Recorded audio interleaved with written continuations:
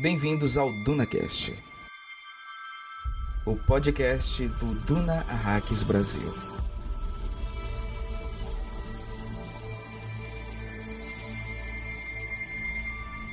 Aos 15, ele já conhecia o silêncio.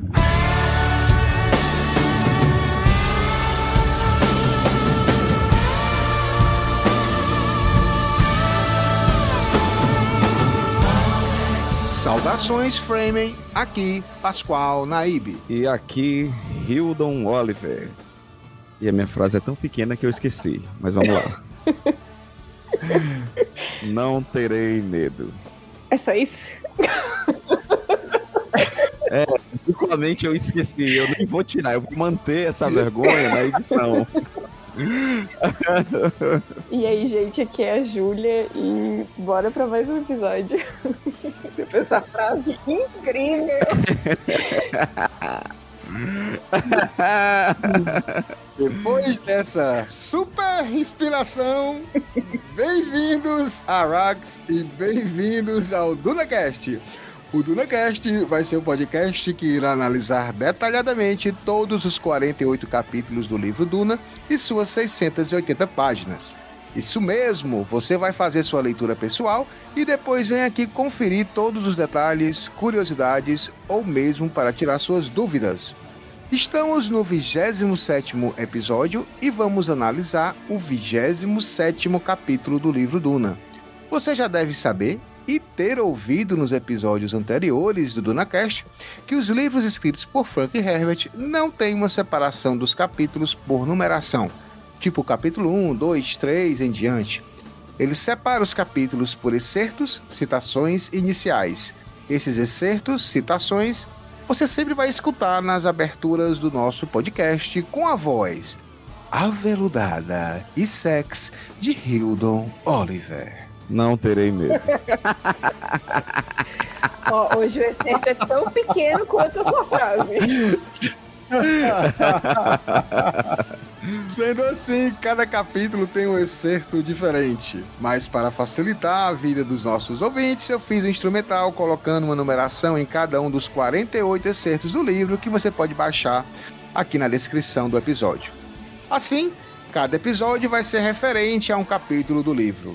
Para quem acompanha lendo o livro Capa Dura da editora Aleph, estamos na página 315. Mais um episódio e, obviamente, para essa análise ser completa, preciso dos meus convidados especiais. Essa missão no planeta deserto necessita de guerreiros e Muad'Dib é quem convocar. Longa vida aos guerreiros! Long live the fighters! Começo sempre por ele, nosso navegador da guilda, editor e colaborador desse podcast, que ao ler esse capítulo de deserto, lembrou de quando era uma criancinha fazendo castelos de areia nas praias aqui de Fortaleza. Ele, Hildon Bronzeado Oliver. Eu era conhecido como Mowgli quando criança e hoje eu sou conhecido como Pescador Parrudo. Eita! Parrudo, para quem não sabe o linguajar cearenseis, é tipo um rapaz avantajado no corpo, né? Ganhando algumas... Exato. Né? Algo... E para quem nunca assistiu a excelente novela de ficção científica Kubanacan. Hoje vocês estão se superando.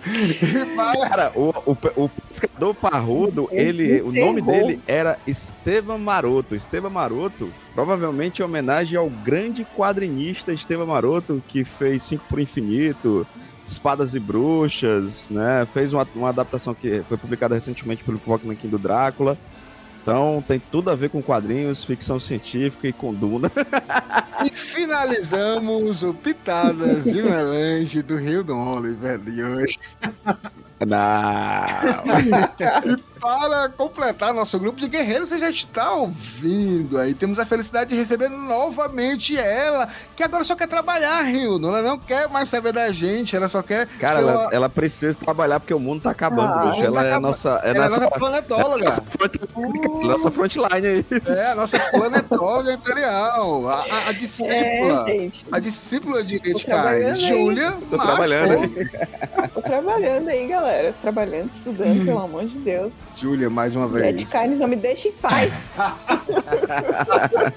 Red Pill. Não dá, Ele apareceu tomando um Campari, será? Deixou o cafezinho frame, toma o Campari não. e fica dando ordem nas... Pelo amor de Deus, não. Ele chega Eu pra me Júlia, pô, demito. Júlia, você me oferecendo aí uma breja, eu tô tomando meu Campari. Ai, Pelo amor de Deus. Me demito, galera. Me demito. Feitas as devidas apresentações, obviamente que eu preciso preparar algo especial para a lá Júlia vem. Massa. Um Campari, pronto, é um Sim, Campari. cara ouvinte, vamos fazer um cafezinho Uma caipirinha. frame. Não, esse cafezinho frame, eu acabei me inspirando nesse capítulo. O nome desse cafezinho é o Cafezinho Chai Halud. Ele é muito simples. Não. Para com essa porra, É Pascal. sério, é muito fácil de fazer esse cafezinho. Olha só. Os framers, pra fazer esse cafezinho, eles pegam os grãos, tá? E aí eles vão Meu pro meio Deus. do deserto. E aí eles Pascoal, chamam. para. Não, Pascoal, sério. para. Meu Eles Deus. chamam o verme. E ficam correndo, arrastando os Pascoal, grãos. eu tava Na fazendo areia. meu jantar, cara. Eu não jantei. Meu Deus. Aí, Porra, ó, pelo amor o verme atrás, Chai Halud correndo atrás deles, e eles puxando o cafezinho para poder fazer a fricção na areia, misturar com a melante, dar um gosto diferente. E aí, quando eles chegam em um local que está completamente seguro do Chai Halud, algo assim montanhoso, obviamente eles gastaram suor muito grande naquele momento, então eles dão uma chupadinha no traje destilador dele e faz o cafezinho Chai Halud. Meu Deus. Podia dormir sem essa. Vamos de cafezinho frame, Hildon. Cara, eu acabei de fazer uma pizza sem glúten, que eu sou celíaco, deliciosíssima. Tá olhando ali pra mim, tu vê com essa porra. Pra te fuder, Pascal. Tua cara nem treme. É impressionante. Ele fala sem... Não, nem parece que eu falei a maior nojeira do mundo aqui. Tá Cara, de boa. às vezes, eu vou até confessar aqui, às vezes eu repasso a receita pra Sandra, minha esposa, pra saber se está no nível, porque eu sou um pouco... Caralho, que marido horrível. Se ela for para o banheiro Meu querendo Deus. vomitar, porque eu passei do ponto. Então eu ia diminuir um pouco a situação. Vamos para o nosso... Ah, quer dizer que a Sandra é o filtro de qualidade? Eu fico pensando o que não passa no filtro, sabe? Deve ser uma coisa. Eu não quero nem pensar, Juliana. Deixa Jesus essa Cristo. porra pra- Gente, já foi coisa terrível que ela disse. Não, isso também não. Nossa, tudo tem limite, né? Tudo tem É, limite. Tudo tem limite. Ah, sério, isso é tão engraçado. Não é engraçado. Tá certo. Sandra, cara, isso aqui de alguma forma tem que sair no episódio pra eu agradecer formalmente a Sandra por ser essa. Olha, a Júlia é nosso frontline e a Sandra é a minha frontline, cara. Ela me defende. É o Eu grande já passo filtro. mal. Vamos seguir adiante porque temos muita coisa para conversar sobre esse capítulo 27. Porém, antes de iniciarmos a análise, vamos fazer uma breve recapitulação do 26º capítulo, que foi o episódio chamado Poder e Medo.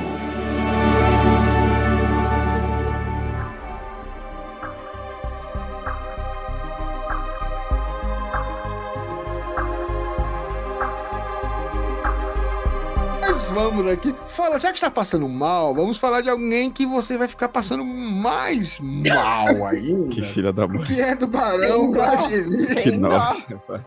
Caralho, do Neida. Barão. Do Neida. O capítulo 26 foi simplesmente da turma que o Hildo acha inteligente, perspicaz, mas ordinários, violentos, desprezíveis, abusadores. Realmente eles são tudo isso. Não dá pra dizer que não são. Não, aqui é o resumo do capítulo. É um capítulo realmente dedicado aos Harkonnen. Tem essa questão, claro, a gente vê quão escrotos, como diz o Rio, eles são. Mas, ao mesmo tempo, a gente descobre um pouquinho algumas nuances da política de Duna, né? Do Império de Duna. Que a casa Harkonnen cresceu muito com o Barão Vladimir. E, obviamente, para ele crescer, ele fala aqui que ele usa de todos os subterfúgios para poder ter mais poder. Mata. Conheço gente assim, viu? Também. Tem uma galera... Escraviza, quer subir, passar... Qualquer semelhança, mera coincidência. Mas tem, né? Então ele é esse cara, mas ele é um cara que, por incrível que pareça, mesmo pensando só nele, só no poder, na realidade ele tem... Aí o Hildo fez uma comparação muito legal. Ele tem uma perspectiva de futuro, né, Hildo? Da família dele. Não é pra ele aquilo ali, né? Sim, ele tá fazendo... Aí tu comparou com os Lannister, né? Como é o nome do... Tywin. Na verdade, com o Tywin, né? O Tywin é que ele... o caso, inclusive, o pai dele era conhecido por ser um frouxo, né? Uma pessoa extremamente... que deixou o nome dos Lannisters cair de forma absurda, e ele não, ele recupera. É tanto que aquela música super famosa, né? The Reigns of the Castamere. Ela tá tocando aí, inclusive. Olha aí.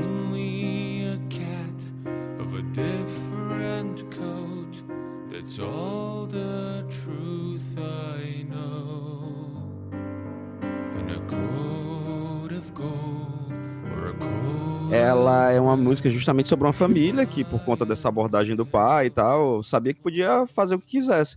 Quando o Tywin ele assume, de uma certa forma, a frente da família, ele dizima essa família, né, que é a família de Castamere. E, cara, e ele fala, né, que as chuvas, né, ele manda prender as pessoas e tal, e afoga, tem uma parada assim.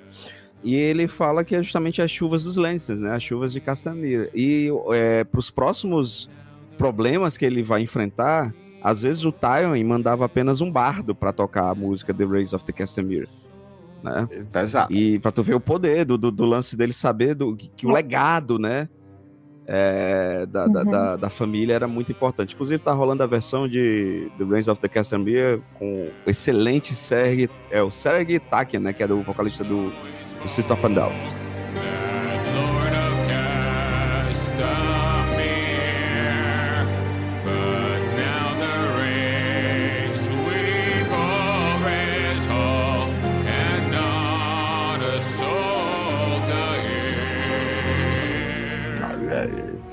E aí a gente vê o Barão com essas intenções, né? Para gerações futuras, ele quer um Harkonnen como imperador.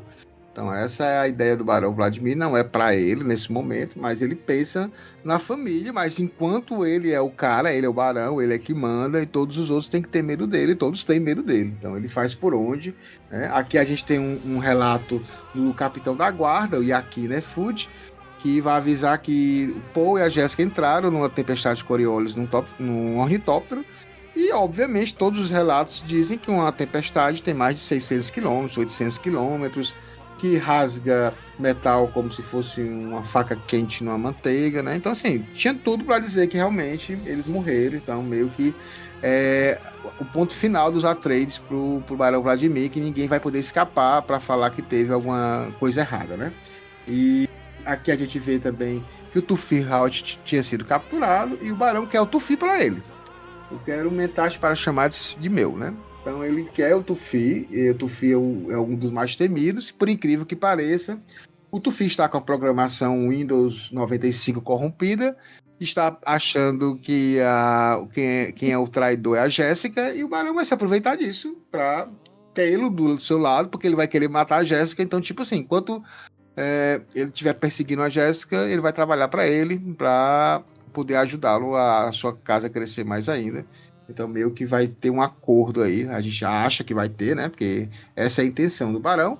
A gente tem aqui o patrão aí da Júlia, o Lietcard, também foi capturado e foi dedurado, né, o capitão lá disse que ele não tinha... Ele estava dos lados dos Atreides, estava ajudando o Duncan. O Duncan, né, meio que foi o responsável por mostrar onde estava o Let Kynes, o Paul e a Jéssica, né, meio que deu uma vacilada aí, a galera seguiu. E no mais, Hildon, né, e foi isso que o capítulo nos apresentou e termina com a Jéssica e o Paul entrando na tempestade, né. A gente também tem uma conversa rapidamente antes da Jéssica entrar na tempestade com o Raban, que ele fala um pouco com o Barão, ele fala que os Frame estavam ganhando de Sardaukar, né, que se os Sardaukar são o poder do Império, dos Corrinos, a maior tropa, a tropa que é mais temida no universo, e o Barão diz que é mentira, não acredito nessa história, essa gentalha, né, como o filósofo Kiko fala, né, gentalha. Deixa esses Frame pra lá, que eles não são capazes disso, né, e aí termina nesse sentido, né? O Barão meio que quer que mate o Kynes, quer o Tufihaut para ser dele e revela o plano que ele quer que o Raban vá lá para Arrax, espremer Arrax, porque eles gastaram muito, e quer que o Raban seja odiado para depois ele colocar o lindinho, né? O Fade Hald, o menino Fade, para poder chegar como Salvador, como Messias, e o povo de Arrax adorá-lo como um Salvador. Então esse é o novo plano do Harkonnen, que é baseado no poder e no medo. Finalizada a nossa recapitulação, precisamos passar para o nosso quadro semanal de informações sobre o universo de Duna, Notícias do Império.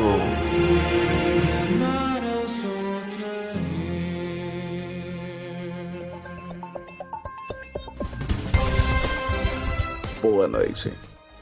Esse é o Notícias do Império, aqui no Duna Hacks Brasil.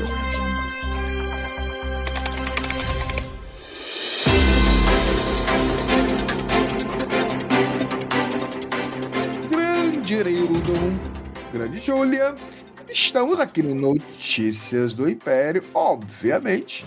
A gente está esperando alguma novidade, né? Ou alguma notícia do filme. Quando é que vai sair um novo trailer no próximo ano? Por enquanto, vamos ficar apenas nas esperanças. Não tem nenhuma informação a mais, né? Estamos nessa expectativa. Mas eu gostaria de falar, né, Hildo? Já começar de cara, assim, falando dos nossos apoiadores no Catarse. Cara, que fantástico. Nós temos mais 2 apoiadores novos. Mais Que 2. bacana. 2 antigos que voltaram. Não acredito, gente. Bem-vindos. Depois foi desejo bem-vindo pra ela. Ela tá aqui agora. A Júlia. Que maravilha. Júlia, obrigado. A Júlia novamente volta aqui mais uma vez, assim, do Voltei. Sempre muito bom receber vocês. Verdade, Júlia. Agradecemos por todo o apoio sempre. E outro, um fortalezense lá do grupo do WhatsApp da Reboot Comics, o Antônio Chaves Sampaio. Olha aí, filho. cara. Pô, Antônio, valeu, bicho. Ele apoiava a gente algum tempo atrás, ele era o maior incentivador do DunaCast, queria que a gente fizesse mais coisas. E aqui tá apoiando, tá lá no grupo geral lá do WhatsApp, depois eu vou colocar ele no grupo especial, somente o grupo do Catarse que tem. Hildon Oliver com essa voz sensual, dando bom dia, boa tarde, boa noite. Vocês não imaginam como arrepia, como os pelos da nuca arrepia. Muito bom. Olá. Todo dia é isso, gente. Não aproveitem. Meu Deus. Me bota que eu quero, hein?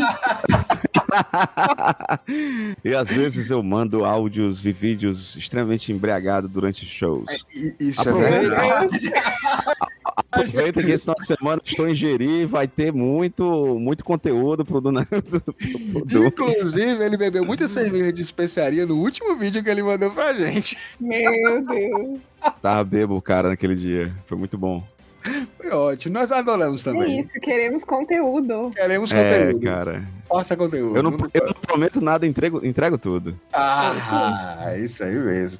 Mas olha só, então, agradecer mais uma vez todo mundo que apoia a gente. Quem quiser apoiar no Catarse, vai lá na página do Catarse, procura DunaCast e escolhe lá o que você quer apoiar a gente, qual é a campanha que você quer apoiar. né? Qual é o nível que você quer participar. A gente tem nível de R$5, R$10, R$20. Você escolhe, né? Mas se você quiser também ser um pouco mais ousado, se você quiser sentir um pouco mais a melange, né? Pertinho de você, saboreá-la, você pode usar Pix, Hildo. Qual é o nosso Opa. Pix, Hildo? Qual é o nosso Pix? Não Hildo? acredito. Nosso Pix, eu não sei qual é a chave do Pix. Se quiser, eu mando a minha com toda tranquilidade. Lombardi, de Aí manda a Lombardi. minha também, tudo bem. O nosso Pix é do nosso e-mail, Isso. dunacast@gmail.com. Não, cara, óbvio que eu tava brincando. É dunacast@gmail.com é a chave do... Pascoal, então quer dizer que aceitas Pix? Aceitas Pix? Aceitas Pix? Com certeza. Como todo bom brasileiro, né? Como Porra. todo bom Pix o maior que temos. Cara, no dia que acabar o Pix vai ter revolução, viu? Vai, Vai. ninguém aguenta, ninguém quer mais saber disso, tem que ter o Pix. Mas olha só, já falamos um pouco aqui, agradecemos os nossos seguidores, né? Cada vez mais gente seguindo a gente lá no Spotify, já quase 3 mil seguidores. Quando chegar a marca de 3 mil seguidores, vamos fazer uma festa aqui, uma orgia frame aqui no nosso delícia. Dunacast. Vai ser Só uma... pros apoiadores aí. Só Galera, pros Exato. apoiadores. É bom bora apoiar aí, galera. Bora apoiar Gente, aí. gente, eu vou agora. Só os mais velhos entenderão. Cara, a Júlia é uma marqueteira Peraí. fantástica. É verdade. Não, mas olha só. Quando fizer 13 mil seguidores no Spotify, o Hildon, ele vai ler uma cartinha da revista Ele e Ela com essa voz. Eu acho que só os mais velhos vão lembrar. Cara, Contos, muito bom. contos Eu não faço eróticos. ideia do que você está falando. Contos eróticos. Muito bom. E ele vai Cara, falar. ó, Olha, eu vou dizer que é o seguinte, Hildon profissionalmente já fiz, viu? Olha aí. O Hildon vai escrever. O Hildon vai escrever uma fanfic, um conto erótico Pronto. frame. Meu Né? Deus. Então, ele, com 3 mil seguidores. Né? Vou Hildon, fazer. Sou muito bom nisso. Pronto.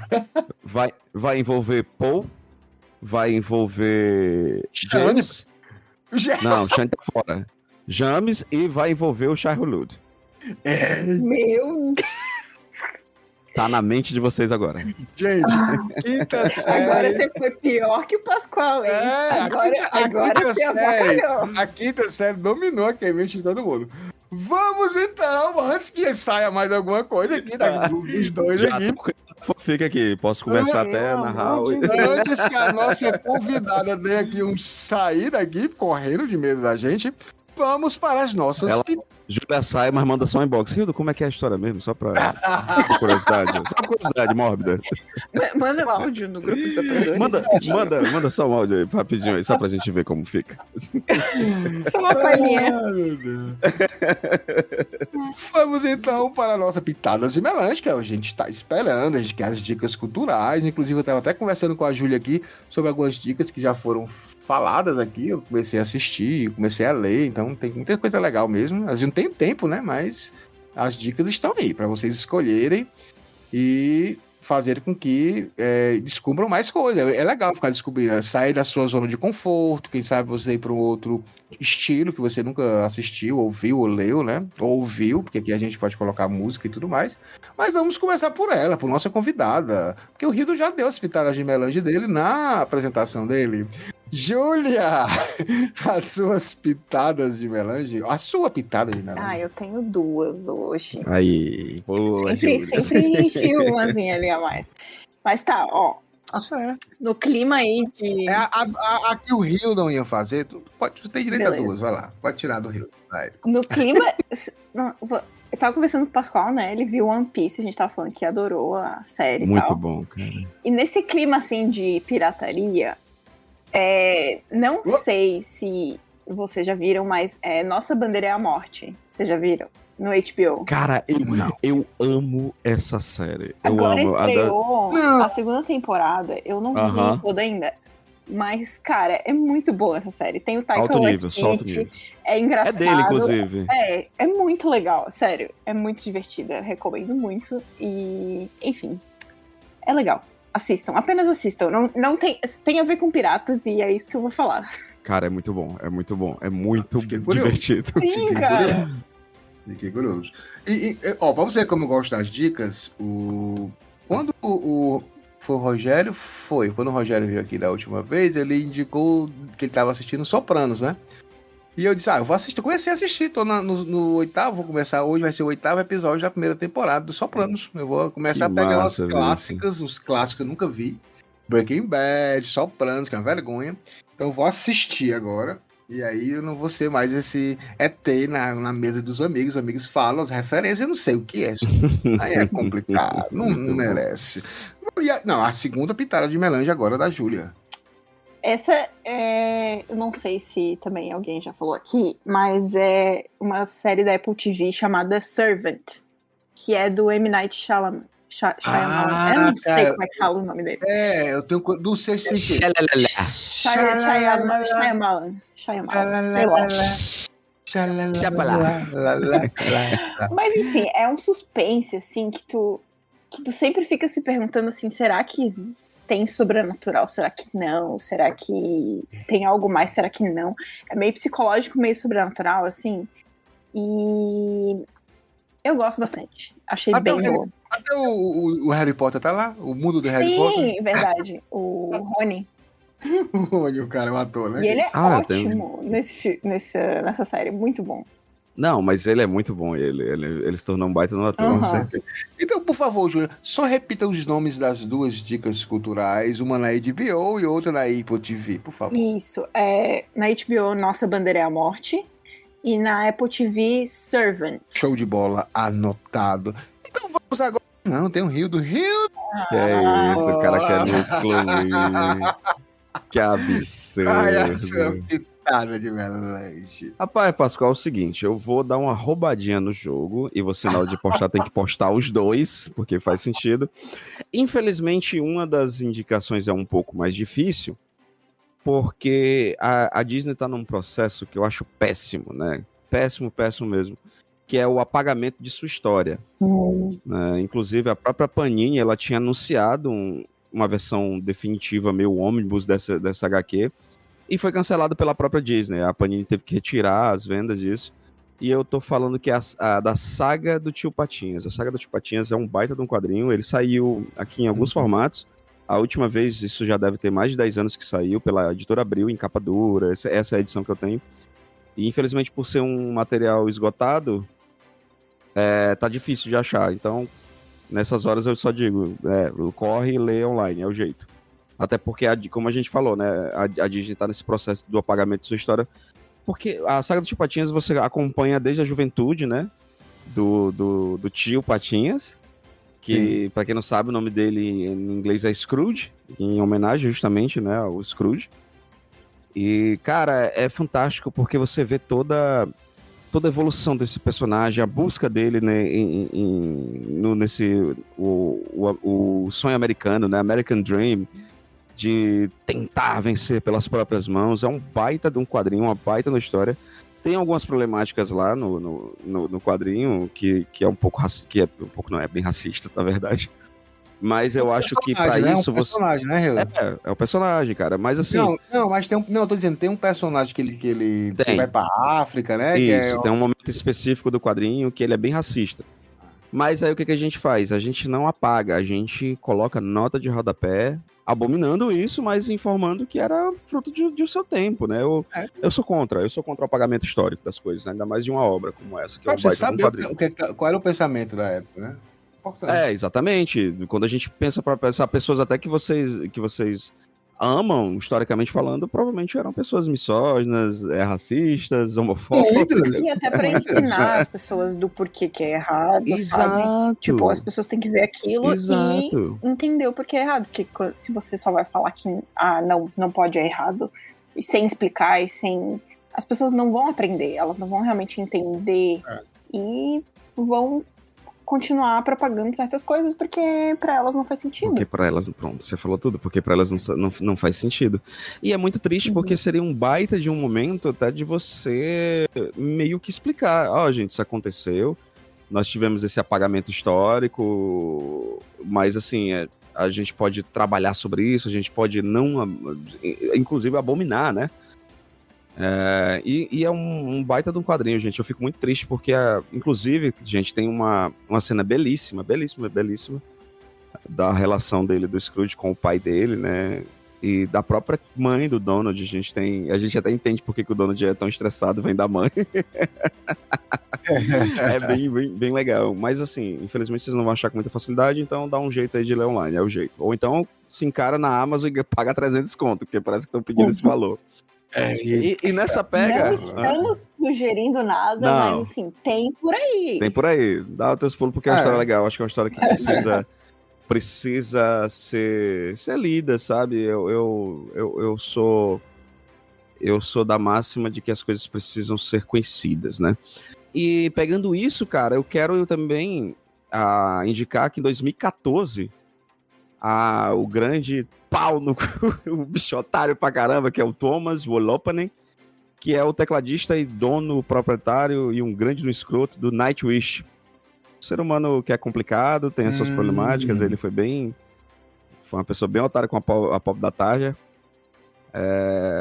porque, cara, é tanto problema que dá pra fazer um podcast só sobre a problemática da saída da Tara. Mas, bicho, ele fez em 2014 um baita de um álbum chamado Music Inspired by the Life and Times of Scrooge. Se você acha aí isso é fácil de achar. Que é justamente um álbum baseado na saga do Tio Patinhas. Então, é muito interessante você ver esse misto de heavy metal, né, com o Tio Patinhas. Inclusive, a faixa que eles utilizaram como faixa de trabalho, né, que foi o primeiro single, que é Lifetime of Adventure. A vocalista Joanna Kunkela, né, ela se casou depois com o Thomas, e parece que ele se tornou um ser humano melhor, eu espero.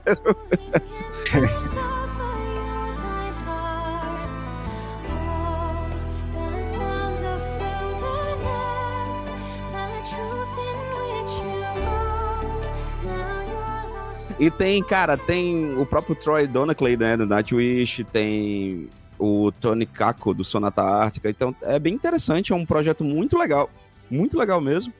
Eu acho o Thomas um cara muito, muito genial nas coisas que ele faz, mas também problemático, como eu falei anteriormente. E eu acho que é muito interessante você ver como uma obra de um personagem que você pensa, pô, o Tio Patinhas é uma baita de uma saga mesmo, é por isso que o nome do quadrinho é A Saga do Tio Patinhas. E eu indico para vocês esse álbum do Thomas Wolopanen, Music Inspired by the Life and Times of Scrooge. A capa é lindíssima e eu recomendo que vocês leiam A Saga do Tio Patinhas.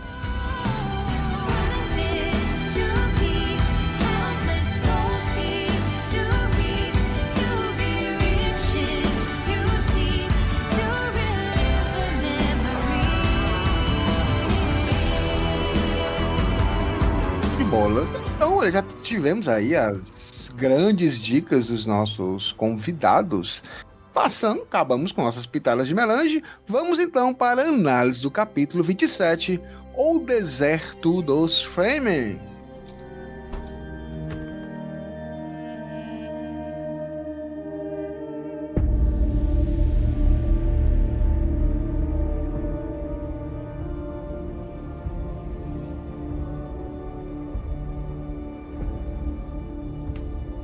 Grande Hildon, grande Júlia, a gente está aqui num capítulo bem interessante, né? Que na realidade, a gente vai ser apresentado a um novo personagem. Não é tão novo, mas a gente vai vê-lo de forma mais concreta, mais de perto, né? Quer queira, quer não, a gente está sendo apresentado ao deserto, né? É um personagem importantíssimo aqui nesse capítulo, né? E só para fazer aqui um breve resumo desse capítulo, e aí depois a gente vai discutir um pouco o que é que vai acontecer. Aqui a gente tem novamente, depois que eles saem da tempestade Coriolis, eles conseguem escapar, Paul e Jéssica, eles estão no deserto profundo de Arrax, né? Que nenhum das colheitadeiras, nem nenhuma das casas que vão explorar especiarias, eles adentram tão fundo no deserto, porque não compensa financeiramente. Então eles ficam mais ali pelos arredores da muralha e escudo, né? Um pouco mais perto, que é mais fácil de combustível, de tirar as colheitadeiras. Então se eles forem lá pro deserto profundo, não existe base, não existe nada, então não é lucrativo para eles fazerem isso. Então, meio que ninguém vai para lá, os Harkonnen acham que eles estão mortos, e aí Paul e Jessica vão, tipo, pela primeira vez, assim, sozinhos, conhecendo os desertos, os tipos de areia, os perigos, né? Então a gente vai ver um pouco nesse capítulo dessa aventura deles dois no deserto, conhecendo um pouco esse novo personagem aqui que é apresentado pra gente, novo no sentido de que realmente agora eles estão ali pertinho dele, né? Atuando literalmente com esse deserto de Arrax. Mas Grande Hilda e Grande Júlia, a gente começa com uma frase bastante curta, né? O excerto bastante curto, que é um excerto da história de Muad'Dib para crianças, né? Da princesa Irulan. Eu acho isso, Hildo, baita de uma sacanagem para com as crianças, porque praticamente ele está falando... Aos 15 anos ele já conhecia o silêncio. É tipo, menino, cala a boca que tu tá enchendo o saco. O Muad'Dib, aos 15 anos, já fazia silêncio. E tu tá falando feito um doido aí. Para de falar. Por que tu tá falando, né? Por que você tá falando, né, cara? As crianças precisam falar, precisam discutir. Mas é interessante, claro, tirando a brincadeira, o sarro de lado, né? Quando ele fala aos 15 anos ele já conhecia o silêncio de Hildo. E Júlia, você conhece algum jovem com 15 anos que fica no silêncio? Quase impossível, né? Só revoltos, assim, só... Não é revoltas, é só a ebulição aqui, a ebulição de todos os hormônios. Mas aqui a gente vê nessa questão que ele conheceu o silêncio, é aquela história, Hildo, que a gente estava falando nos capítulos anteriores, né? O amadurecimento, né, do Paul, né? O Paul deixou de ser o menino Paul, agora ele é o jovem Paul. Maduro diante das cicatrizes, né? Muito profundo. Cara, Paul vai começando a se tornar um personagem que eu gosto, né? Como eu falei, eu não gosto muito do Paul. Eu não gosto muito do Paul no primeiro livro, na verdade, mas essa jornada toda é necessária para o que vem aí, né? E ele realmente despertou. E eu acho muito forte a forma desse despertar, porque ele sempre teve a vida dele muito fácil, com muita tranquilidade, né? O garoto, moleque juvenil, criado a leite com pera e ovo maltine na geladeira. Mas quando o mundo resolveu ser agressivo com ele virar essas costas, ele entendeu que ele precisava modificar. E mais ainda, quando a mãe dele precisou, ele soube ser esse suporte, ele soube, agora eu preciso me tornar isso aí, ou é esse caminho ou é a morte, e a morte não é uma possibilidade para mim. Então acho muito forte, muito me empolga ver essa jornada de Paul, me empolga ver quem Paul vai se tornar. Júlia, e uma coisa interessante também aqui no personagem Paul, só para contextualizar, tá? Eles estão dentro da tempestade, o Paul consegue achar o vórtice, né? Que para poder ele sair, né? Ele consegue pegar o vórtice e aí ele sai igual como se fosse aquela água de geysers, aquelas, como se diz, aquelas florestas canadenses americanas, né? Que tem aqueles geysers com aquela água quente que vai saindo. Então, tipo, eles conseguem sair dessa tempestade dessa forma. E Paul tá com a mentalidade dele muito acelerada, porque a percepção mentátil dele tá grande, a questão da presciência também, vez ou outra, tá aparecendo.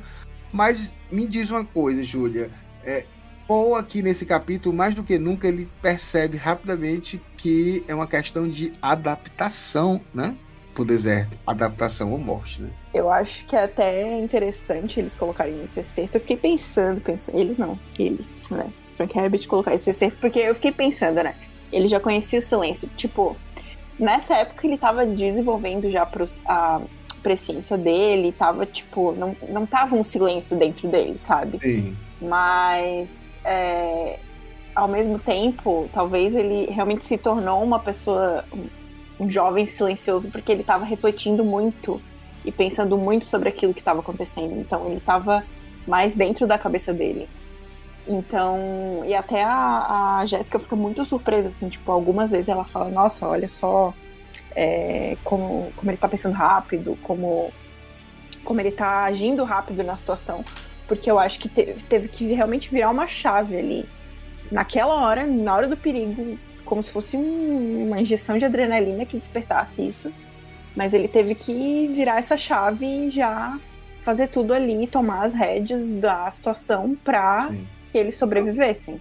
Eu achei perfeito essa colocação tua, que apesar de ele ser silencioso, dentro dele tá uma confusão, um turbilhão, e meio que faz até mesmo essa questão de sair da tempestade, de entrar e sair da tempestade.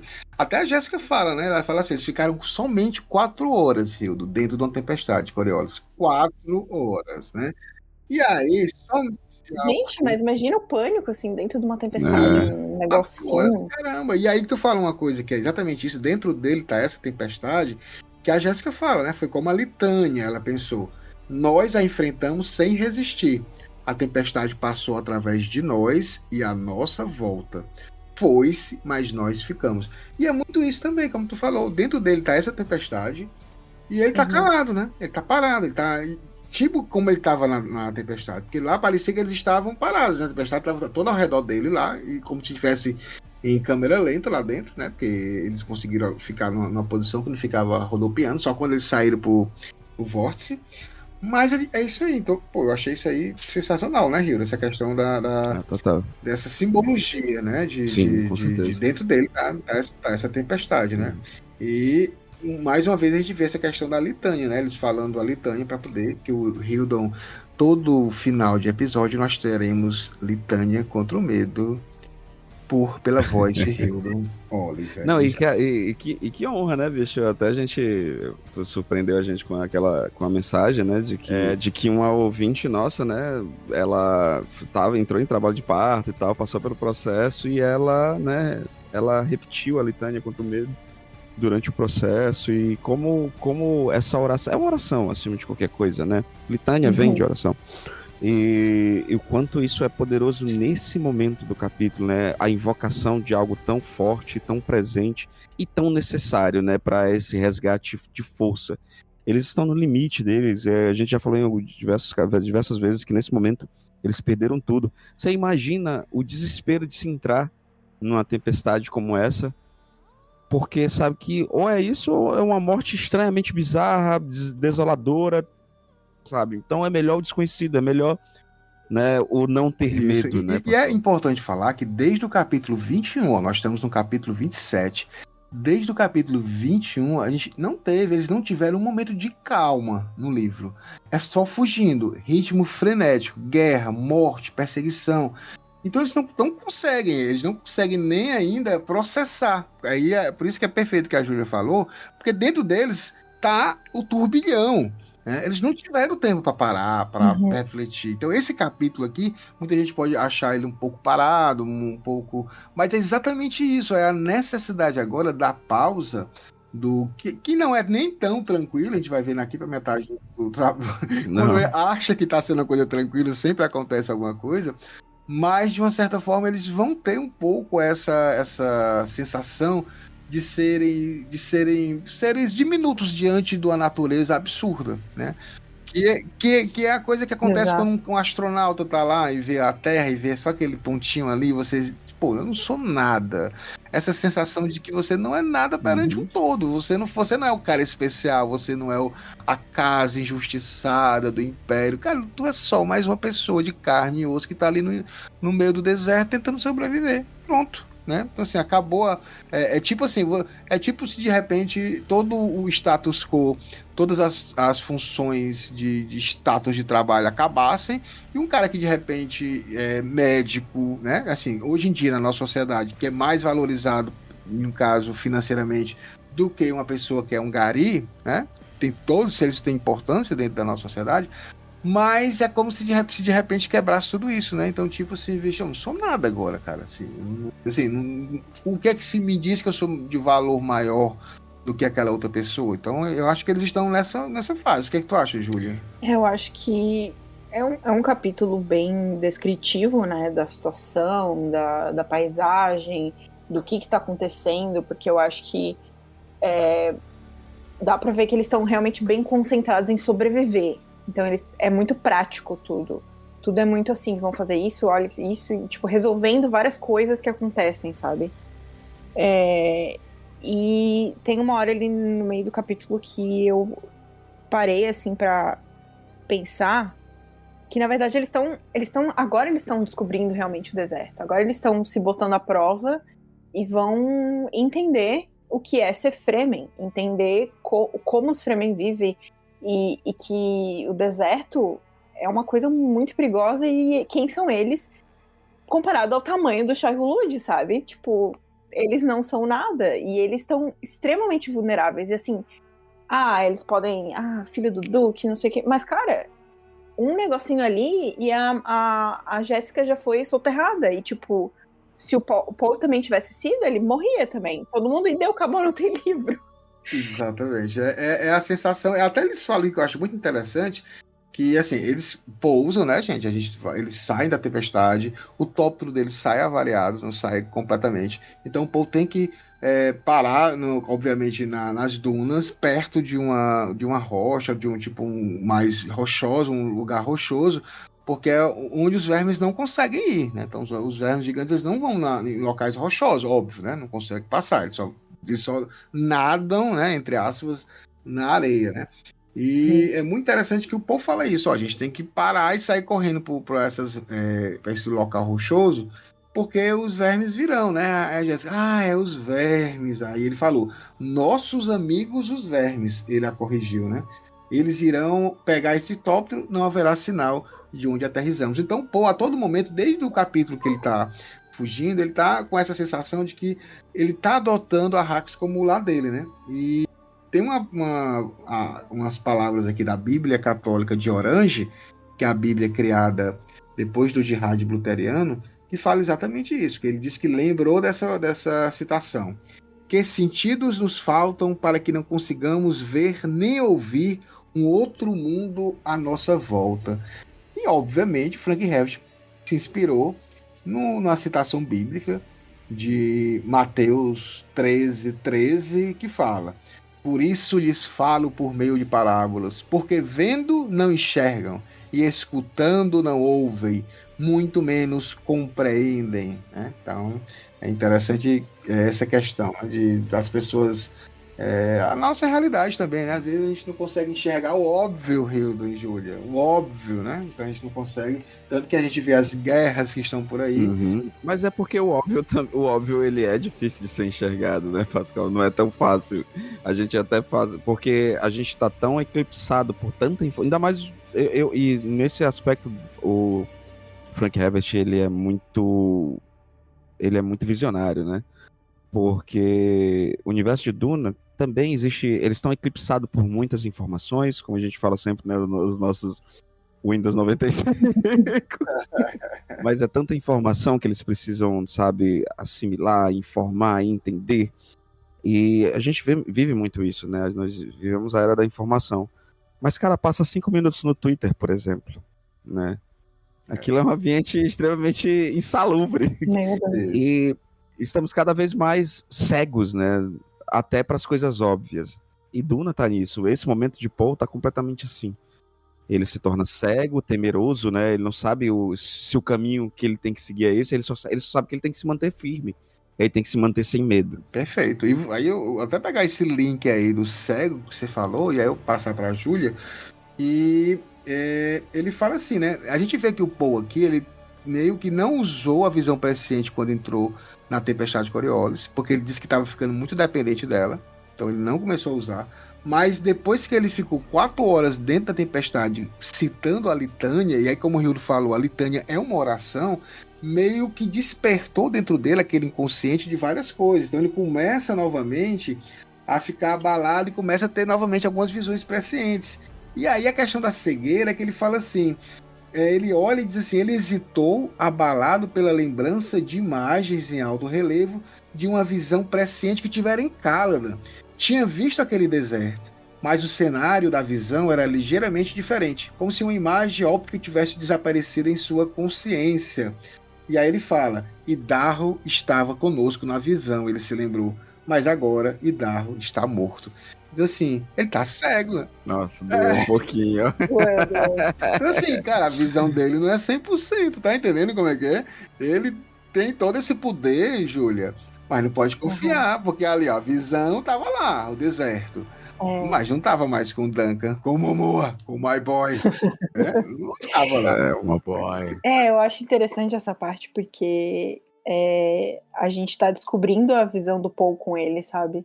Descobrindo como funciona, o que realmente ele consegue ver, e como não é uma linha reta. Várias ramificações, que uma coisa que tu faz que gera outra. É tipo, agora que tem Loki de novo, sabe? A linha do tempo. Sim. Não é uma linha do tempo reta, assim, que você tem que seguir. Não, tem muitas ramificações. Isso. Então, na época que ele tava em Caladan, ele viu isso, e o destino, as coisas que ele tava fazendo, meio que levavam ao Duncan ainda tá vivo. Só que agora que ele tá vivendo isso ali, ele percebe que ele não tá, então muda, então tem possibilidades. Então não é uma coisa assim certa.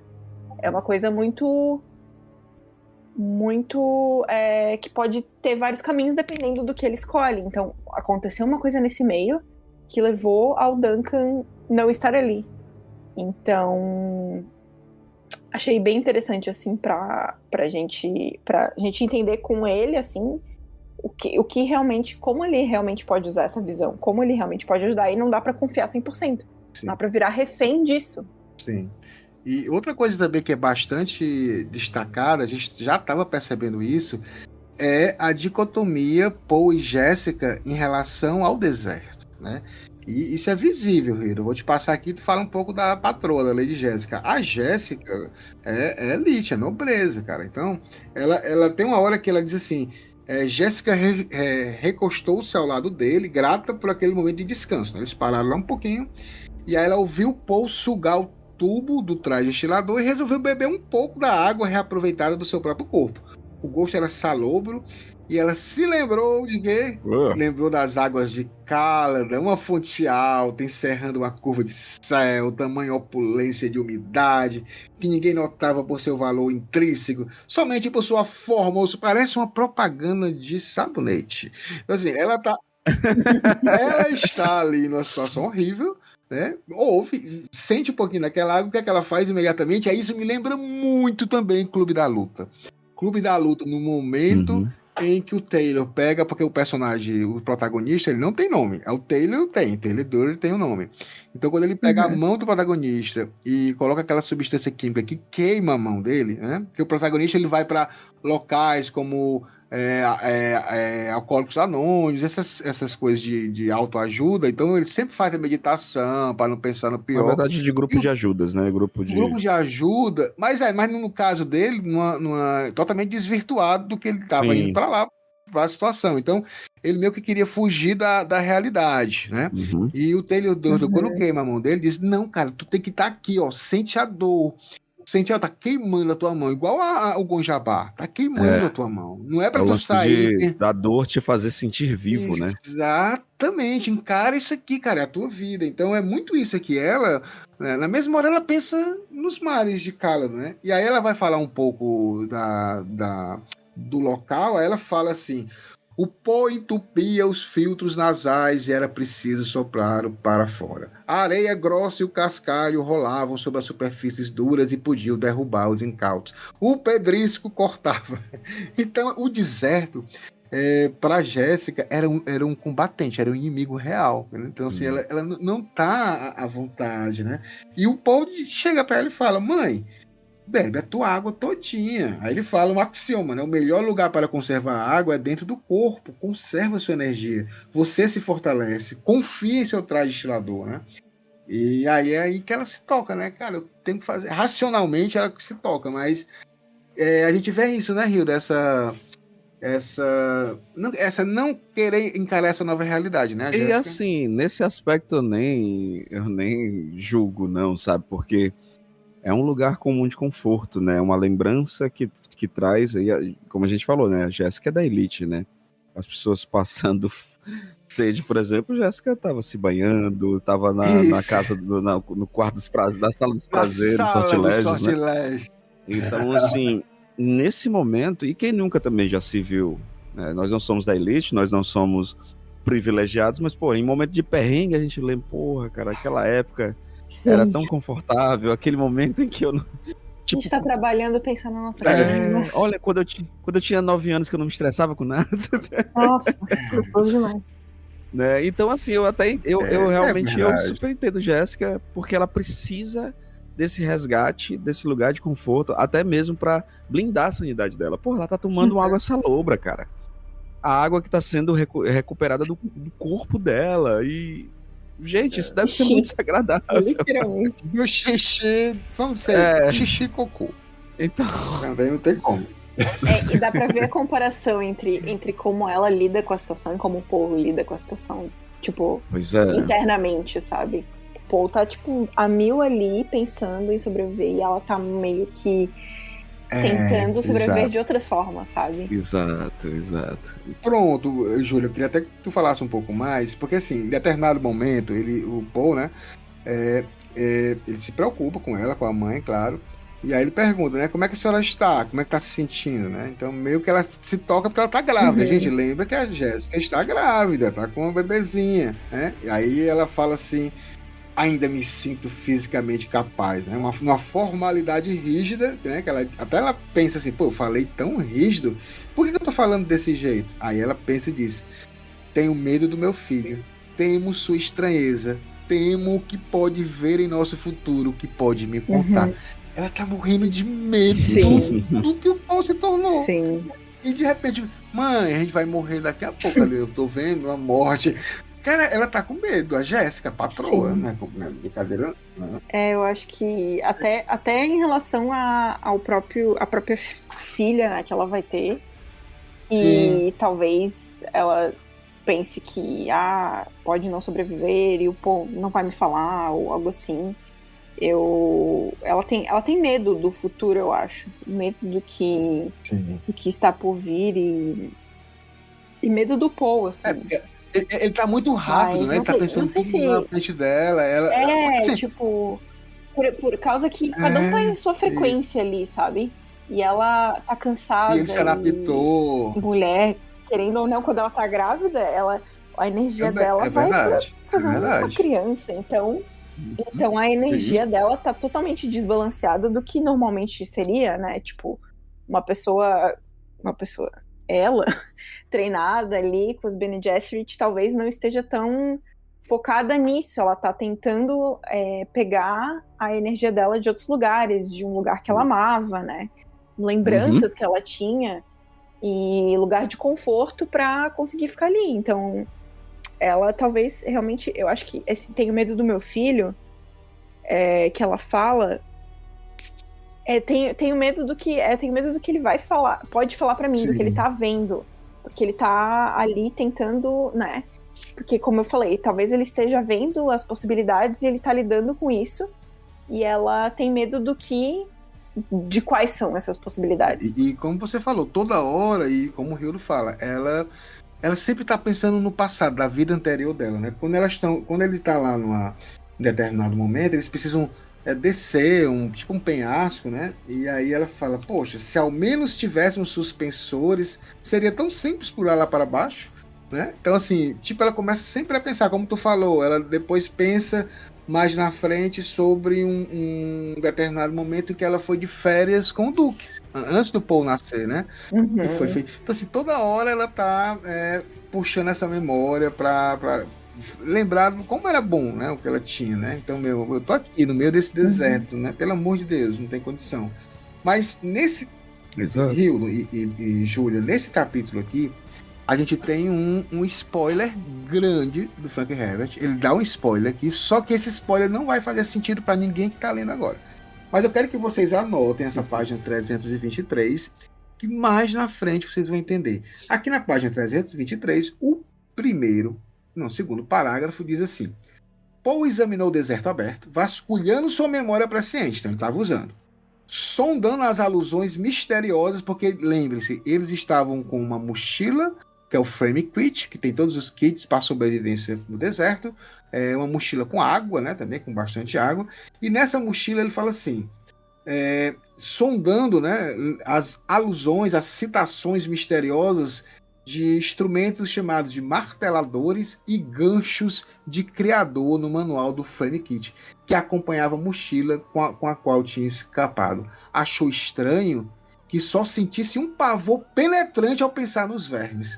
Ele sabia, como se a informação estivesse justamente à beira de sua percepção, que os vermes deveriam ser respeitados e não temidos. Notem isso aqui, o medo de Paul para com os vermes e esses marteladores e ganchos de criador. E mais na frente ele vai fazer todo um sentido. Eles continuam, né? Eles continuam, né, no deserto, andando, né? E aí, em um determinado momento, acontece, estava calmo, estava tranquilo, no sentido pelo menos de não ter mais ninguém perseguindo, né? Mas o deserto disse assim, cara, nós somos piores do que eu sou pior do que o Harkonnen. Vocês vão sofrer na minha mão. E nada mais. A natureza, eu adoro essa frase, a natureza não tá nem aí pra você. Ela existe, ela é dinâmica e ela não tá nem aí, ela vai acontecer. Foda-se você. O Leite Carlos fala algo parecido também no determinado capítulo, né? Ah, cara, se tu cair já era, né? Assim, não se brinca com a natureza. E aí, o que acontece? A Lady Jéssica, claro que foi quem estava mais reclamando. Sabe aquela história quando você vai passar, Gildo, já passou por essa situação também, Júlia? Você vai passar por um cachorro e você começa a ficar com muito medo daquele cachorro e você começa a olhar para aquele cachorro e o cachorro não estava nem olhando para ti, mas a partir desse momento que você mostrou todo o medo que você estava dele, ele começa a ficar com raiva de você e você vai levar. Mas o que sabemos, Pascoal, que o inimigo... O medo é o inimigo. O medo é o inimigo, é verdade. É o assassino da mente. É o assassino da mente, né? Ela só estava reclamando que as areias eram pontiagudas, que me cortava, que entrava aqui no meu respirador, que não sei o quê. O que aconteceu? O deserto abriu a boquinha e engoliu Lady Jéssica. Né? Venham para o meu leito. Vou acabar com as suas dores. Duneida. Eu vou acabar com seu cansaço, com suas dores, com sua reclamação. Cara, é muito assustador isso. Somente isso, né? Então ela foi apanhada por um deslizamento de areia, né? E agora, cara, essa que é a coisa foda deles dois, né? O Paul foi primeiro, né? Quando o Paul foi, ele viu o deslizamento. E aí ele ficou coberto também, até a cintura, mas ele conseguiu sair. E aí ele se tocou. Bom, se eu tô até a cintura, minha mãe tá lá, deve ter sido todo. E aí ele percebe que a mãe dele não está. Num primeiro momento ele fica no desespero. Minha mãe, né? Pelo amor de Deus, cadê minha mãe, né? Não sei o que mais. E aí depois ele se toca. Só aquele meme. E mãe? É. E mãe? Ai! E mãe? E mãe? E mãe? E aí ele se acalma. E aí ele disse, não, ela não vai se sufocar imediatamente. Ela vai se acalmar, vai entrar em suspensão bindu para reduzir a sua necessidade de oxigênio. E ela sabe que eu vou desenterrá-la. Então, a maneira Bene Gesserit, como ela o havia ensinado, onde é que diz, né?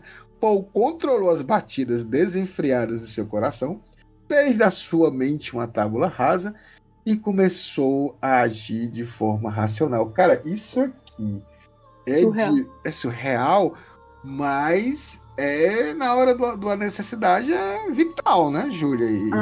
Essa calma, o que é que vocês acham desse menino, não é mais menino Paul, esse jovem Paul? Pensando assim. Eu acho muito interessante essa suspensão bindu, porque, tipo, é meio que computador em repouso, sabe? É, tipo, verdade. Ela desligou ali. Tela de descanso ali, né? Ficou lá. É.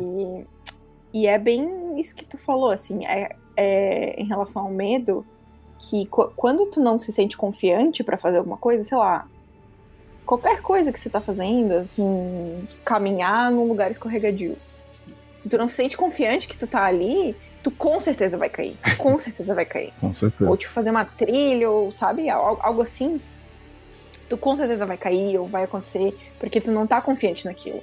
Então, é necessário que ele esteja muito ciente de tudo que tá acontecendo e pense muito rápido pra aquilo dar certo. E ter confiança e não ter medo. Essa coisa da litania do medo fica surgindo durante o capítulo inteiro, porque é preciso, assim, ter mais como fala? estar presente ali no momento e não ter medo e ter confiança em si mesmo do que você tá fazendo. Sim, com certeza. E assim, eu não sei se vocês tiveram essa sensação, eu tive essa sensação lendo esse capítulo da Jéssica soterrada. Cara, pra mim, porque assim, o deserto, ele a todo momento aqui fala um oceano de areia, né? E, assim, pra mim, nesse momento, a Lady Jéssica foi batizada, ela foi enterrada, ela foi afogada no deserto, né? Então é mesmo que ela diz, ó, você vai morrer. E ela quase é um renascimento. Um renascimento, mesmo, né, exatamente. Ela morreu, ela faz ela morreu assim, né? Entre aspas, que ela reduz todo o batimento cardíaco dela, porque ela confia no filho dela, mas ali o deserto, tipo assim, batiza a Jéssica. Jéssica, não adianta lutar. Aqui, ó, você vai. Eu vou batizar você vai ter que sair aqui outra pessoa. Você tem que começar a ver as coisas, ver a relação da vida, ver o sentido da vida de uma outra maneira. Dê mais valor à sua vida. Né? Então, assim, não fique pensando só no passado, pense no presente, né? Então, acho que... Inclusive, ela fortalece essa confiança que ela tem no filho, porque ela acabou de falar que tinha medo dele. Medo do que ele podia falar e da visão dele, do que ele estava se tornando. Mas daí ela teve que confiar literalmente com a vida dela, no filho dela, que salvasse ela. Mas acho que o medo que ela tem dele não é nem nesse sentido como ela confia plenamente nele. Porque assim, você vai ver em determinados momentos, desde quando eles fugiram lá dos Sardaukar, não, dos Harkonnen, perseguindo eles lá com Leia Carnes, o Paul e a Jéssica, eles saem correndo de mãos dadas. Aqui nós vamos ver a mesma coisa, quando eles estão fugindo do verme, o Paul tá de mãos dadas com a Jéssica. Eu acho isso algo muito simbólico, porque apesar desse medo que ela tem, mas eu acho que ela tem um medo parecido, sabe com quem que eu me lembrei também na hora? Da Mapes. Quando a Mapes encontrou a Jéssica, que ela dá aquele grito, que ela fala, Milady, o momento da revelação é mais impactante do que qualquer outra coisa, né? Então a Jéssica também tá nesse impacto, tá impactada com esse filho dela que ele faz tudo, que ele é o protagonista, que ele não tá precisando tanto dela, né? Mas o mais interessante também aqui, que quando ela renasce, Hildon, aqui, quando ela sai, e aí eles suspiram, assim, ficam tudo mais, eles perdem tudo, né? Perdem a água, perdem a mochila, é toda soterrada, né? Então é tipo o deserto dizendo, tá bom, o que é que você quer? Eu vou dar a vida da sua mãe e você vai perder as outras coisas. Então assim, é mais uma provação para eles no sentido de dizer, cara, é isso, a vida é assim, ó. É muito melhor você estar do lado da pessoa que você ama do que os bens materiais. Isso aí você consegue depois. Obviamente ali é uma necessidade de vida ou morte, mas é muito simbólico também isso, né? E aí os dois juntos vão pensar, vão tentar recuperar isso, e só porque estão os dois juntos é que ele consegue ter uma ideia para recuperar aquilo ali. Eu não sei se vocês também percebem esse sentido do deserto dando essa lição para eles. Não só essa lição, como também o deserto mostrando para eles. Pô, eles acabaram de passar por uma grande provação, né? E é meio que o deserto dizendo assim, passaram por essa provação, então vamos fazer o batismo, vamos fazer esse renascimento, vamos ressurgir como Fremen, né? Eu acho que é bem o rito de passagem, óbvio que haverão outros ritos, inclusive ritos bem poderosos, mas esse é um rito inicial, eles terem entendimento de o que é o deserto, esse ser, essa entidade, né, cara? Praticamente uma entidade poderosa, uma entidade onisciente, presente e que vai fazer parte da vida de Paul e de Jéssica a partir de agora. Né? Que é um respeito, para que eles realmente respeitem o deserto, entendam o que realmente é e já entra com os dois pés na porta. E percebo que agora... Porra, pra caramba. Exatamente. E percebo que agora é um outro jogo. Não é mais o jogo dos políticos, palaciano. Não, ninguém quer... O deserto não tá nem aí pra sua política. Não tá nem aí, exatamente. E aí é interessante que nesse exato momento, e aí eu já tô só sendo o tio Naíbe mesmo, né? Só falando de coisas antigas. E aqui o Paul, ele se inspirou num personagem, aí não foi um personagem da década de 80, da Sessão da Tarde, MacGyver. MacGyver. Aí sim. Profissão perigo. Que o MacGyver pegava um clipe e fazia uma bomba atômica. Com um clipe, um chiclete e com um pouquinho de aquele combustível de isqueiro. Ele fazia uma bomba atômica. Esse é o MacGyver. E aqui nós temos Paul MacGyver. Pega uma bússola, né? E começa a jogar a especiaria dentro, diz que tem uma substância tal lá, cheia, e aí sai lá uma espuma que consegue... Ciência maluca. Que consegue compactar areia, aí eles conseguem cavar... Olhou assim e disse assim, por que não, né?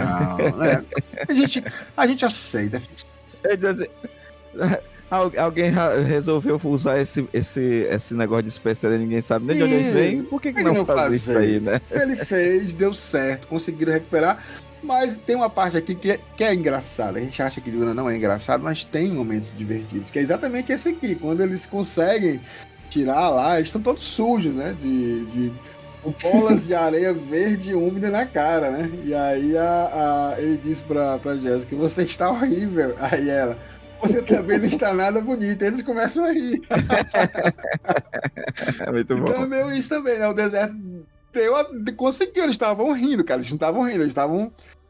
Em nenhum momento eles tiveram essa situação. Eles acabaram de passar por mais uma provação de morte, né? Dos dois, né? Os dois poderiam ter morrido, como a Júlia falou. Então eles renascem aí para essa situação. É interessante que mais na frente eles falam assim, né? Eles têm que ir pro deserto. Por onde é que a gente vai? Aí o povo fala, a gente tem que ir pra dentro. Pro deserto profundo, que lá estão os Fremen. O patrão aí da Júlia, o Let Kynes, prometeu que os Fremen iriam ajudá-los, né? Mas aí a Jéssica fala assim, mas a gente desse deserto conhece o desespero, ela pensou. Eu mesma o senti hoje. Pessoas desesperadas podem nos matar para ficar com nossa água, né? E aí, novamente, ela fecha os olhos e pensa nos ermos. Aí ela tinha que levar mais uma golpe do deserto para ver se ela para de pensar em Caladan. Mas ela não consegue parar de pensar. Mas agora é as férias. Exatamente. E aí ela pergunta, será que os Fremen vão ser amistosos? E aí, ninguém sabe, né, Hilda? Então, indo para uma tribo, uma sociedade em que não é baseada na mesma sociedade que eles são acostumados, né? Então, nenhuma garantia de que de repente isso vai acontecer. Mas o legal é que quando termina essa aprovação, a Jéssica dá um carão, né? Briga com o povo, porque diz que ele perdeu a calma, ele se desesperou. E aí ela manda ele fazer aquela musiquinha, Hildon, da Eliana. Os dedinhos, por favor, Hildon. Coloque os dedinhos. Não. Polegar. Mas é interessante que Páscoa. Aqui estão. Mas é interessante. Não, cara, eu odeio essa música. Eles te saudam. Eles te... Que horrível. Cara, mas é interessante que a gente teve alguns capítulos de Jéssica praticamente off, né? Tava numa situação tão desesperadora que ela retornou, né? Isso. Ela retornando, meio que colocando as rédeas, colocando o momento em que Paul, né, saiu um pouquinho, ela preciso dar uma retornada para que ele também saiba que eu estou aqui. Perfeito, né? Perfeito. O mentor, né, o mestre, a mestra, diz, opa, eu tava até... Ativou o modo mãe, na real. Exato. Mãe pedindo pro filho correr pra dentro pra fazer o dever de casa. Exatamente. Eu acho legal quando ela fala assim que o corpo às vezes age por conta própria, né? Que é psicanálise total, já isso, gente, porque quando o Freud começou a estudar, né, com a questão das histerias, né? E aí tem toda a questão, claro, da época, que pode ser feita uma crítica, que era só com mulher e tudo mais. Mas o mais importante nisso tudo é saber dessa lógica da psicanálise, né? Que às vezes você não tá doente e o teu corpo tá agindo de forma diferente. De repente é alguma coisa dentro de você mal resolvida e que você não consegue colocar aquilo de forma racional. Você não consegue. Às vezes você nem sabe que tem esse problema. E o teu corpo começa a aparecer dores não sei aonde. Você começa a ter um tique nervoso, né? Então, obviamente, em alguns momentos tem alguma causa, né, de doença, mas em outros momentos não é só o teu inconsciente ali, tipo, dentro de você, se revolvendo ali, se querendo sair, e você tá reprimindo, né? Então a gente vê isso em várias situações da vida das pessoas, né? Essa luta da razão com esse inconsciente. E eu só quero dizer para o leitor que, segundo a psicanálise, nós temos 10% de razão e 90% de inconsciente. Então, quem manda na gente mesmo é o nosso inconsciente, por isso que o nosso corpo, às vezes, ele acaba nos traindo. Até aquela história de ato falho, você fala uma coisa que você não queria falar, né? É o teu inconsciente ali agindo, querendo, eu quero aquilo, e não tem coragem de falar, e ele vai falar, né? Então, em determinado momento é isso. E é isso que aconteceu. Muito interessante. Exatamente isso que aconteceu com o Paul, né? Ele todo cheio de ser, porque ele é um mentate na razão, aí ela dá um tapa na cara falando, cara, tu é super mentate, mas o teu interior, o teu inconsciente te deixou aí no desespero, né? Então, assim, tipo, não tá conseguindo lidar com isso, então tu tem que fazer alguns exercícios para poder compreender isso. E a gente termina assim, né? Eles atrás dessa situação, o Paul cantando a musiquinha da Eliana, né? Para poder fazer Olhinha da tia Jéssica. Olhando a tia Jéssica, falando as coisas, né? E lembrando, ele diz assim: olhou para sua mão, como parecia inadequada comparar a criatura como aquele verme. Ele tá pensando em adaptação, né? Direta assim, né? Porque se a mão dele fosse de outro jeito, ele estaria mais adaptado ali no deserto profundo. Finalizamos esse episódio 27 e agora vamos para as nossas considerações finais.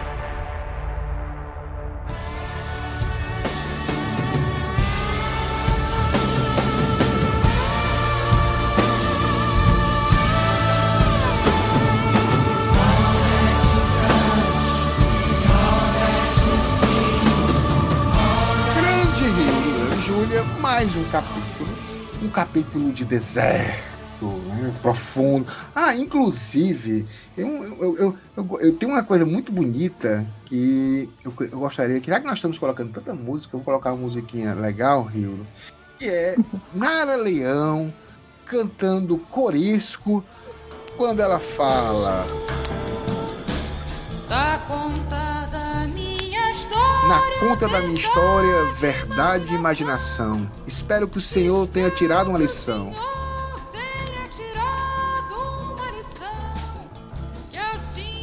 Que assim mal dividido esse mundo anda errado.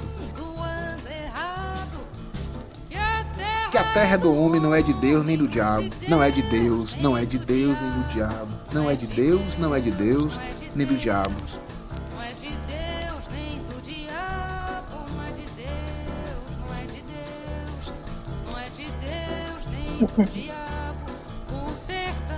O sertão vai virar mar e o mar vai virar sertão. O sertão vai virar mar e o mar vai virar sertão. Te entrega, Corisco. Nara, cara. Que mulher. Mas vamos para as considerações finais. Começa com você, Hildo, e seu jabazinho. Rapaz, cara, em primeiro lugar, se você quiser ter o seu podcast, tá procurando edição, às vezes o pessoal grava, capta, ou às vezes nem sabe captar, entre em contato com a gente, pode ser no meu perfil pessoal, no Hildon Oliver Arte, ou no @radiolamecânica, pode ser no Instagram, pode ser por e-mail, que é o @radiolamecânica, não, radiolamecânica@gmail.com. Manda aí, vamos entender qual é esse projeto, bate ali papo, manda um oi, manda um salve, que a gente consegue chegar no formato ideal do podcast de vocês. E baita capítulo, um capítulo que ele trabalha muito essa questão do ser o deserto, entender o deserto, respeitar o deserto e o que vem pela frente, né? O que vem com esse renascimento. Propostas interessantíssimas. Paul finalmente, para mim, vem se tornando esse personagem curioso, esse personagem que me chama a atenção, esse personagem que agora sim eu quero entender, estou curioso para saber que caminho ele vai seguir. Mesmo no final ele levando aquela puxadinha e Jéssica retornando depois desse momento de loucura e estresse, ela retorna como a mulher foda que ela é, né? Dizendo assim, ei, menino, se bota no teu lugar que tu tá viajando. Tu vai aprender ainda aqui uma liçãozinha comigo, né? Não é porque eu me desesperei que tu aprendeu tudo, rapaz. Me respeita. É verdade, é verdade. E aí, mais uma vez, agradecendo aqui a presença de Júlia Massing, novamente aqui no nosso podcast. Júlia, suas considerações finais, se quiser deixar também aí as suas redes sociais para quem quiser seguir você. Fique à vontade. Obrigada por mais um episódio legal, discussão legal, muito bom. Sempre adoro, sempre a gente desvenda uma coisinha a mais, né, a cada discussão, então... Sempre. Adoro. Que massa. Sobre esse capítulo, eu acho que, mais do que outros, ele marca a real... Outra parte, a divisor de águas, assim, bota à prova, assim, como se fosse uma travessia. É uma travessia, literalmente, que eles têm que fazer para chegar, digamos, na próxima etapa da vida deles. Então, é uma coisa muito marcante, é um batismo mesmo, um batismo de deserto. E é isso que eu queria falar. Realmente um marco para os dois, sabe? Talvez um pouco mais para Jéssica, porque ela tá se dando conta de algumas coisas e o deserto tá botando ela no lugar dela, digamos assim, e pra tipo assim, não pense em Caladan, olha só o que você tem aqui, vai ter que entender isso, essa nova realidade, vai ter que encarar isso de frente. E talvez o do Paul venha um pouquinho mais pra frente, mas é isso. Obrigada por me convidarem mais uma vez, gente. Sempre muito bom conversar com vocês e... Maravilhoso, valeu. Júlia, é sempre um prazer recebê-la. Cara, e a Júlia falando aí, eu viajei aqui, já peguei outro link, ó. Como o Duna é rico, né? Cara, ela falando nessa caminhada no deserto, eu me lembro muito do Êxodo, né? Do Êxodo do povo judeu, que ficou 40 anos no deserto. Eles ficaram 4 horas na tempestade. Não sei se tem alguma coisa relacionada, mas o 4 aí aparecendo. O Frank Herbert gostava muito dessas coisas. Mas é um pouco isso, né? É uma caminhar ao deserto, né? Era renovar o amor ao Deus, né? O Deus do Antigo Testamento, né? Fortalece o povo na caminhada. E toda caminhada, né? Que a gente até tem hoje em dia alguns locais que você faz caminhada, tem romarias que você faz caminhada. E é sempre essa questão. O Jesus foi pro deserto, né? Para poder voltar a uma outra pessoa. Uma aprovação. Então eles realmente adentraram a essa aprovação, né? Então é muito interessante realmente. E finalizamos o nosso capítulo. Sigam o DunaCast nas redes sociais. Vão lá no Spotify e coloca 5 estrelinhas. É importante pra gente, né? Quando a gente tá com 4.8, ó. Era 4.9, então eu gostaria que todo mundo desse 5 estrelinhas pra gente aumentar de novo pra ficar 4.9, né? Que é interessante a gente ter uma pontuação legal. Se vocês gostarem, claro. Se vocês não gostarem, por favor, nem opinem, saiam. É melhor. Tem nada bom a dizer, fica quieto. Não se esqueçam e não apareça mais, mas quem gostar vai lá, coloca 5 estrelinhas, que é importante para a divulgação do nosso podcast. E agradecer mais uma vez nossos convidados e vamos esperar a próxima semana para o capítulo 28. Valeu, pessoal, obrigado. Valeu, galera, até a próxima. Valeu.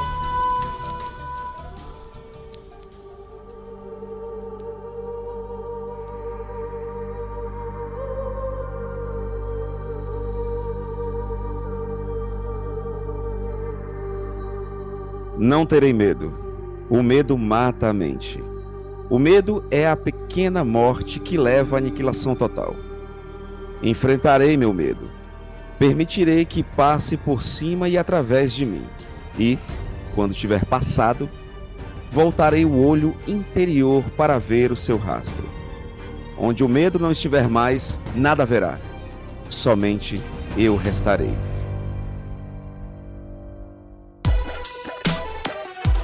Esse podcast é editado por Radiola Mecânica. radiolamecânica@gmail.com